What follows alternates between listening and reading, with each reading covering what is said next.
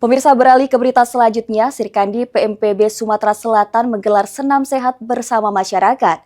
Di depan posko PMPB Sumatera Selatan, Jalan Nurdin Panji, senam sehat ini menjadi agenda rutin setiap Jumat sore dan terbuka bagi seluruh lapisan masyarakat.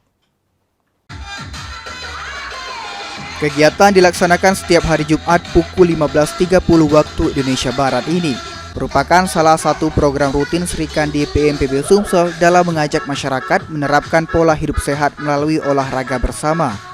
Senam sehat PMPB Sumsel terbuka untuk umum, sehingga siapa saja dapat bergabung tanpa dipungut biaya. Melalui kegiatan ini, PMPB Sumatera Selatan berharap semakin banyak masyarakat yang menjadikan olahraga sebagai bagian dari gaya hidup sehat, sekaligus memperkuat kebersamaan di lingkungan sekitar. Ketua Sirkandi PMPB Sumsel, Lili Sari, mengatakan senam sehat ini merupakan salah satu program yang secara rutin dilaksanakan sebagai bentuk kepedulian organisasi terhadap kesehatan masyarakat. Kegiatan ini tidak hanya bertujuan meningkatkan kebugaran jasmani, tetapi juga menjadi wadah untuk mempererat silaturahmi, membangun kebersamaan, serta mengajak masyarakat menjalani pola hidup sehat secara konsisten.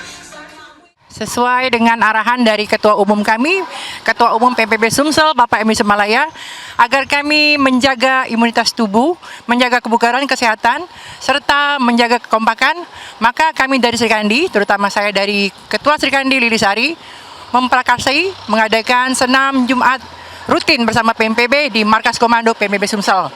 Dan juga kami menghimbau untuk masyarakat luas boleh bergabung bersama kami. Mari kita menjaga kesehatan kebugaran bersama. Demikian kegiatan kami yang kami lakukan tiap hari Jumat sore. PMPB bangkit, PMPB bangkit, bangkit, bangkit. PMPB kami jaga sampai akhir hayat.